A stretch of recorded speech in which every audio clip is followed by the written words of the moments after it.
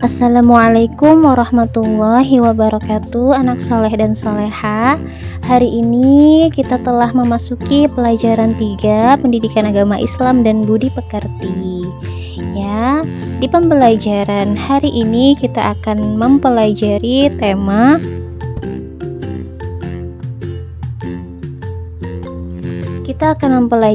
tema Allah Maha Esa dan Maha Pemberi.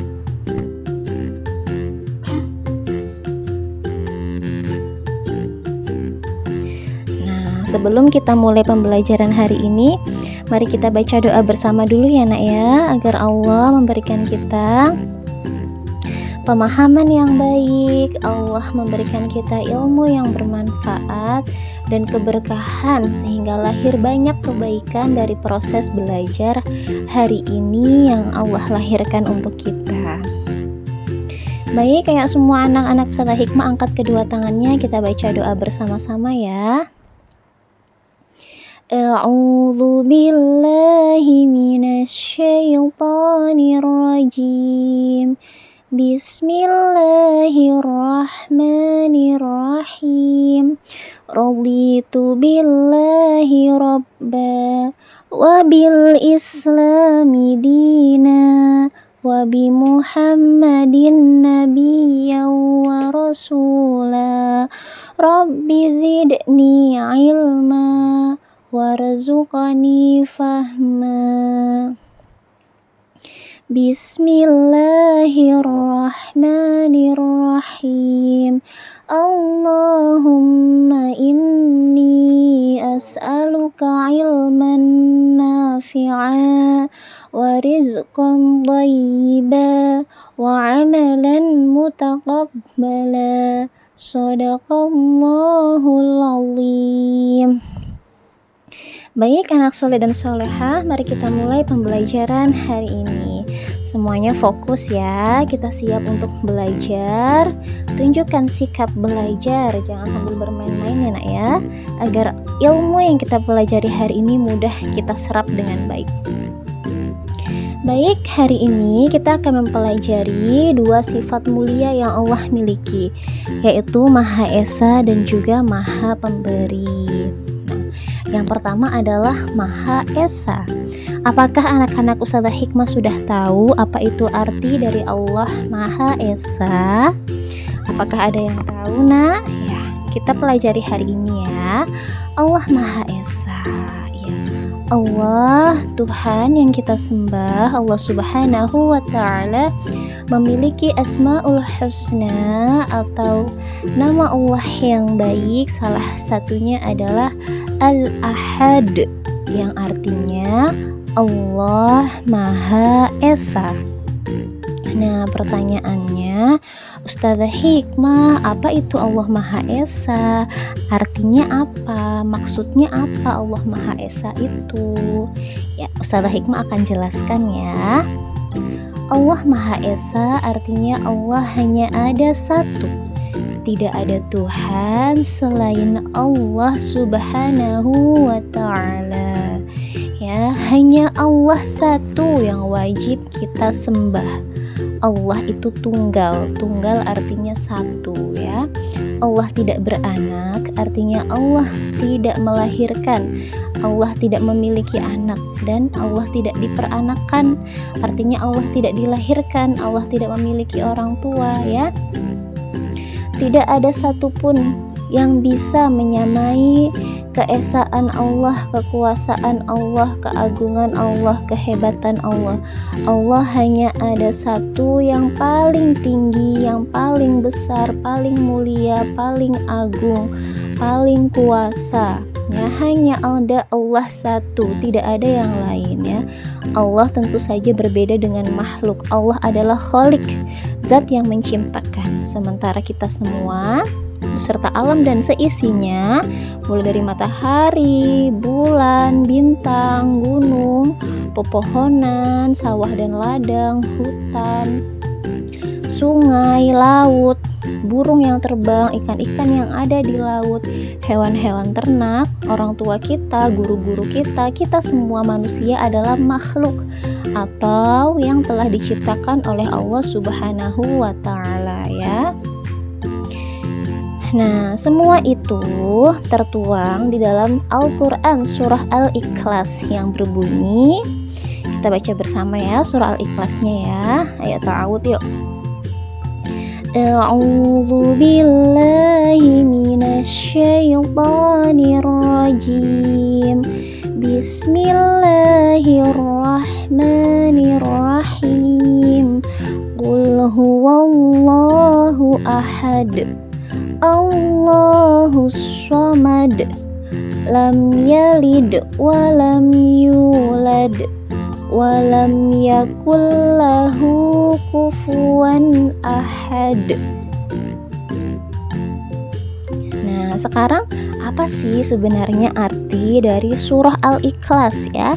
Mari kita baca bersama arti dari surah Al-Ikhlas dan coba Ustazah Hikmah jelaskan untuk bisa kalian pahami ya nak. Perhatikan dengan baik. Ayat yang pertama ya, Qul huwallahu ahad, artinya dia Allah yang Maha Esa ya. Artinya ayat tersebut menjelaskan bahwa Allah adalah zat yang Maha Esa, satu-satunya ya, tunggal, tidak ada duanya. Hanya Allah satu yang wajib kita sembah, yang mampu menguasai, mengatur, memelihara, memenuhi kebutuhan semua makhluk yang ada di bumi, yang ada di langit, yang ada di alam semesta. Hanya Allah. Tidak ada yang bisa menyamai Allah ya. Itu arti dari Allah Maha Esa. Allah satu, Allah tunggal. Nah, Allah adalah Tuhan yang bergantung kepadanya segala sesuatu. Artinya Allah adalah zat yang paling dibutuhkan. Semua makhluk sangat membutuhkan dan bergantung kepada Allah. Kita semua manusia membutuhkan bantuan Allah, membutuhkan pertolongan Allah di semua kesulitan yang kita hadapi. Allah yang selalu menolong kita. Bahkan matahari dan planet-planet berputar juga berkat pertolongan Allah, berkat bantuan Allah, berkat kekuasaan Allah. Kita bisa bernafas, jantung kita berdetak, mata kita bisa melihat ya. Kita memiliki gigi yang bisa kita gunakan untuk mengunyah makanan sehingga kita menjadi sehat dan kuat. Semua itu bisa kita lakukan hanya karena izin dan pertolongan dari Allah Subhanahu wa Ta'ala. Maka semua makhluk sangat bergantung dan membutuhkan Allah ya. Kemudian ayat yang ketiga, dia tidak beranak dan tidak pula diperanakkan. Artinya Allah itu tunggal, Allah tidak memiliki anak, Allah tidak memiliki orang tua. Allah Maha Agung, Allah bisa berdiri sendiri, Allah tidak butuh bantuan siapapun, Allah tidak bergantung kepada siapapun. Justru kita manusia sangat membutuhkan bantuan dan pertolongan Allah. Kita tidak lepas, tidak bisa lepas, tidak akan bisa jauh dari Allah Subhanahu wa Ta'ala. Jika ingin baik-baik saja, ingin bahagia, ingin selamat, maka harus dekat dengan Allah ya. Kemudian ayat yang terakhir, dan tidak ada seorang pun yang setara dengan Dia ya. Tidak ada satupun makhluk yang bisa menolong kita, membantu kita, memelihara alam semesta ini dengan sesempurna yang Allah lakukan. Tidak ada yang setara, sederajat dengan Allah. Allah yang paling tinggi, Maha Raja, Maha Agung, Maha Besar, Maha Kuasa, yang Maha segalanya. Tidak ada yang bisa menyamai Allah, hanya Allah satu-satunya, Allah Maha Esa, Maha segalanya, hanya ada Allah satu ya. Itu dia makna dari surah Al-Ikhlas, tentang keesaan Allah, kekuasaan Allah yang agung yang hanya ada satu, yaitu Allah. Nah, terus setelah kita mengetahui makna dari Allah Maha Esa, apa yang harus kita lakukan selanjutnya? Tentu saja mengimani, meyakini ya, meyakini bahwa Allah itu Maha Esa, Maha Agung, Maha satu-satunya. Nah, kemudian cara mengimaninya seperti apa Ustazah Hikmah? Ada banyak yang bisa kita lakukan ya nak ya. Nah, beberapa hal yang bisa kita lakukan antara lain, yuk kita pelajari bersama. Yang pertama, tentu saja karena kita tahu Allah hanya ada satu, maka kita hanya boleh beribadah kepada Allah ya.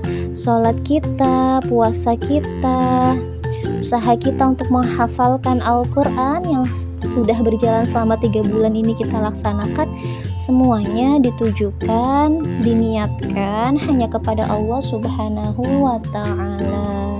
Hanya kepada Allah kita beribadah, memohon keridhaan Allah atas semua aktivitas yang kita lakukan.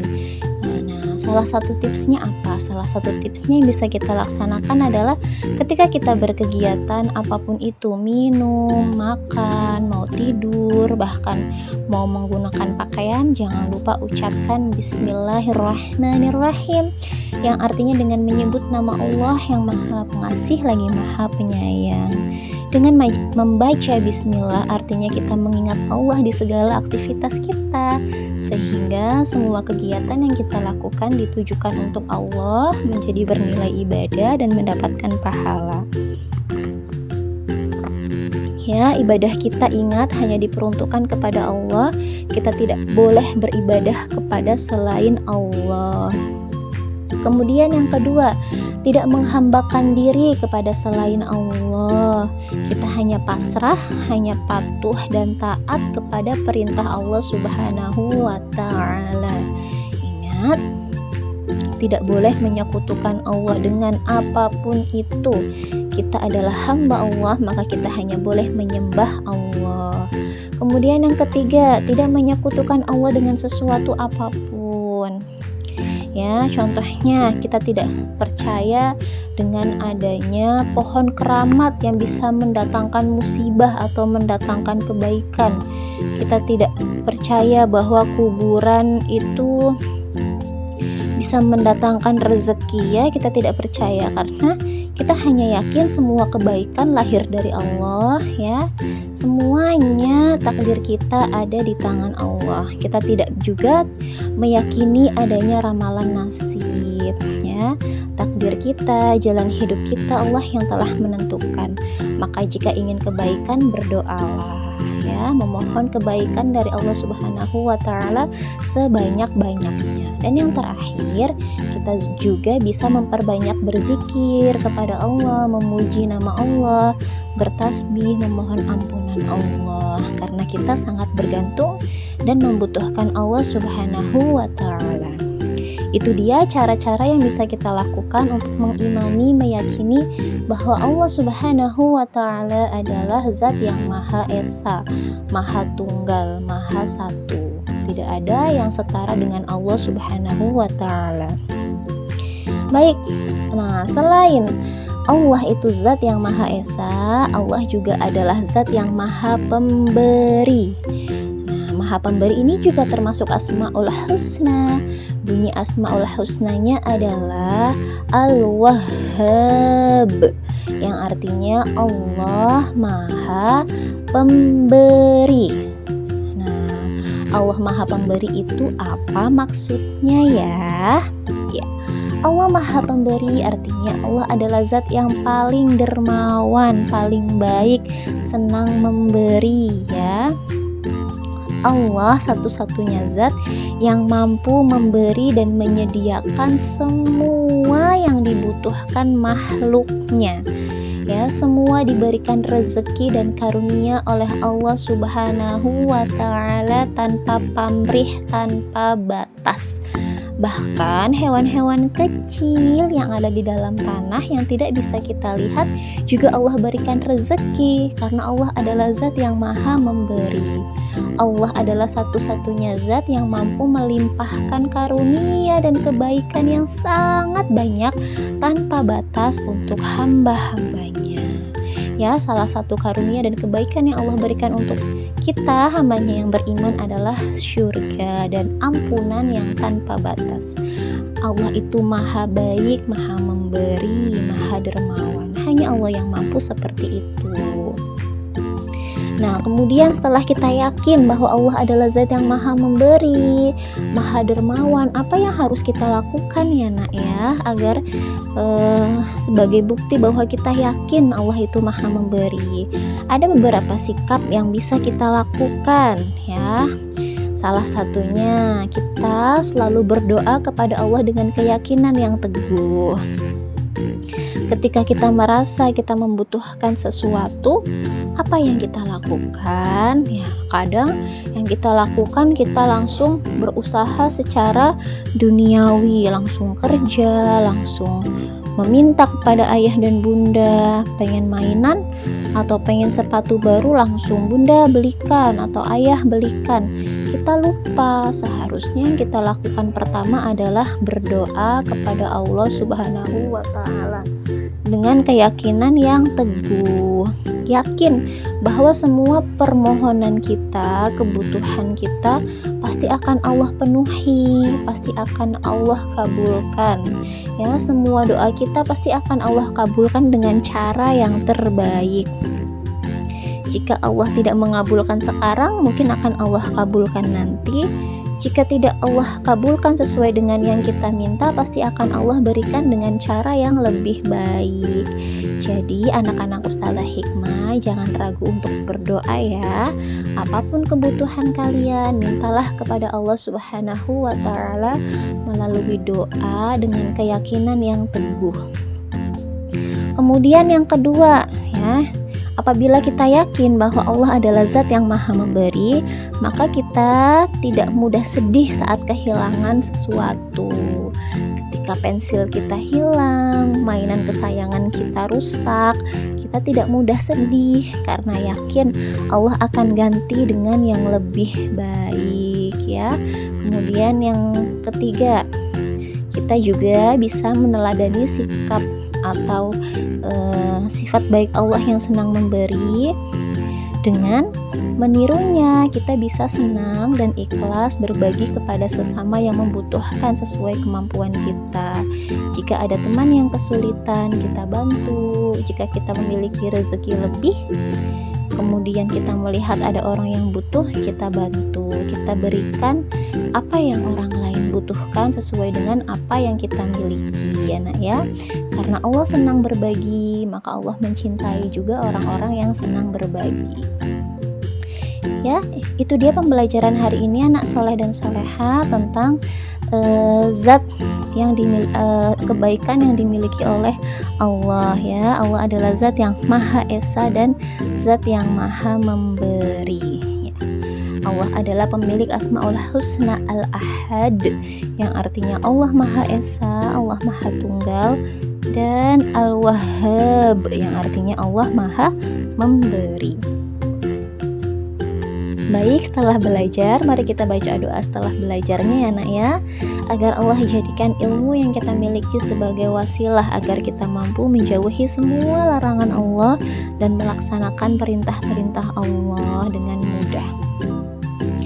A'udzu billahi minasyaitonir rajim.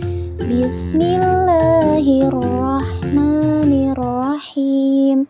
Allahumma arinal haqqa haqqa warzuqna ittiba'ah wa arinal batila batila warzuqna ijtinabah. Bismillahirrahmanirrahim. Subhanakallahumma wa bihamdika asyhadu an la ilaha illa anta astaghfiruka wa atubu ilaik. Shadaqallahul azim. Amin ya rabbal alamin. Wassalamualaikum warahmatullahi wabarakatuh.